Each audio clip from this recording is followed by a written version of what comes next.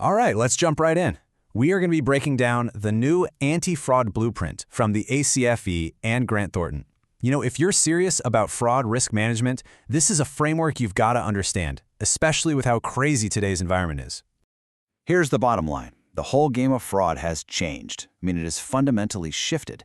The playbooks that we were all using just a few years ago, they're already getting lapped. And that means our own defenses need a major overhaul.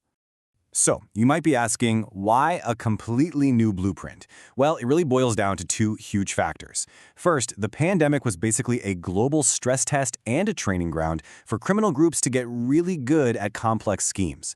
And second, AI is now everywhere, and it has just supercharged the speed and the sophistication of these attacks. So here's our game plan.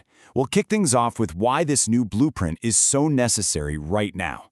Then we're going to get into the heart of it, the 5 RFRM principles. After that, we'll talk governance and risk assessment, then controls and corrective actions, and we'll wrap it all up with monitoring and program maturity. Think of it this way. Every strong building needs solid pillars, right? Well, a fraud risk management program is no different. This whole blueprint is built on 5 core principles that hold the entire structure up. Let's take a look at each one. First up, governance. And this is all about leadership. It's the board, it's senior management, setting crystal clear expectations and showing a real commitment to integrity. You know, without that tone at the top, any other anti-fraud effort is just an uphill battle. It's foundational. Next, we've got risk assessment. And this isn't about guesswork or just having a feeling. It's a systematic, comprehensive process to pinpoint exactly where and how your organization could get hit. It's about looking at what the damage could be and then honestly asking, are our current controls actually good enough? The third pillar is fraud control activities. Okay, these are your boots on the ground. They are the specific, practical tools and processes you're using every single day. Think of them as the locks on the doors, the alarms, the cameras, all the things that are both preventing and detecting sketchy activity. But what happens when an alarm actually goes off? Well, that's pillar 4, investigation and corrective action. This makes sure you have a coordinated playbook ready to go. You can follow up, figure out what actually happened, and then, this is key, take action to fix the root cause. And finally, we have monitoring. This one really drives home the point that fraud risk management is never a one-and-done deal. This 5th pillar is all about continuous evaluation, making sure the entire system is working like it's supposed to and, just as important, that it's adapting as new threats pop up. Okay, so this is where it gets really interesting, seeing how these principles build on each other. Let's start with the first two. You see, strong governance isn't just about checking a box for compliance. It's what sets the stage for a risk assessment that actually means something. You just can't assess risk in a vacuum. So what does a robust governance structure actually look like? Well, it means having clear roles, using frameworks like the 3 lines model to separate duties between management, risk, and audit. It means putting it all down in writing. And, critically, defining what your organization's actual appetite for risk is. And of course, it means everyone knows exactly who to call when things go sideways. This slide here, this is your roadmap. It takes the theory of risk assessment and turns it into a clear, actionable plan. You start by getting the right people in the room. Then you systematically go through potential schemes, figure out the odds and the potential damage, and finally, prioritize what you need to fix first based on the controls you already have. All right, the foundation's poured. Now it's time to actually build the operational framework.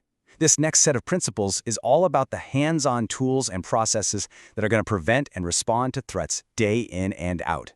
And this brings us right to the biggest challenge and opportunity we're all facing, AI. I mean, look at this. On one side, AI is a threat multiplier. It enables fraud on a massive scale with scary good social engineering and deepfakes. But on the other side, it's also our best new weapon, giving us incredible tools for pattern recognition and real-time monitoring. It is the definition of a double-edged sword. The big takeaway here? You just can't improvise your response plan. It has to be a well-oiled machine. That means standardized intake, clear rules for triage, and defined roles for who does what. This gives you consistency. It gives you accountability. And maybe most importantly, it makes sure you actually learn from every single incident to make your controls stronger. So, we've designed the foundation, we've built the framework. Now it's time for the final inspection. This last part is all about one thing. How do you measure if this whole structure is actually effective, and how do you plan for it to evolve over time? Which brings us to the critical question, right? And it's one you should be asking all the time. It's not enough to just have a program. You have to know how mature is it? How effective is it really? Okay, let's dive into this table.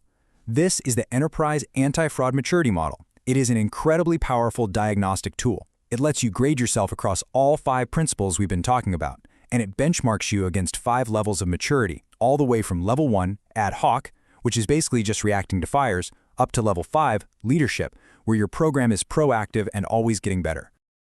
Just to make this real, let's zoom in on level 1. At the ad hoc stage, fraud risk is pretty much an afterthought.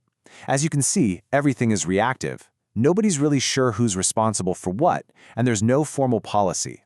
It's a sobering but really useful baseline to see where you are and just how far you might need to go. And that really brings us to the most important point of this whole explainer. This anti-fraud blueprint, it isn't some final product that you build and then just walk away from. No, it's a foundation for a living, breathing structure that has to constantly adapt and improve. This quote from the guide just says it all, doesn't it? An effective fraud risk management program is not a set-it-and-forget-it exercise. It demands constant, disciplined monitoring. It has to stay in sync with your risk appetite and, just as crucially, with the threat landscape, which, as we know, is changing by the day. So I'll leave you with this final thought to take with you. You've got the blueprint now. The real work is starting. Take a hard, honest look at your own organization structure.